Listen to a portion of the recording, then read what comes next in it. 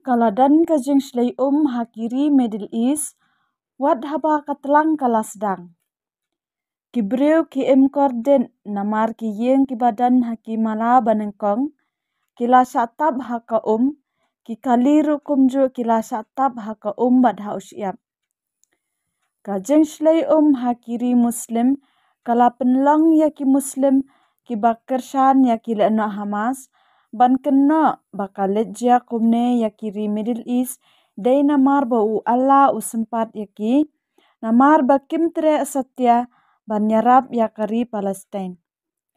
Kat ba kibreu ki bakershan ya kiri Israel, kila kena bakane kajeng shlei hakiri Middle East, kadai namar baki shus ngap jar bat kershan ya ki Hamas napo.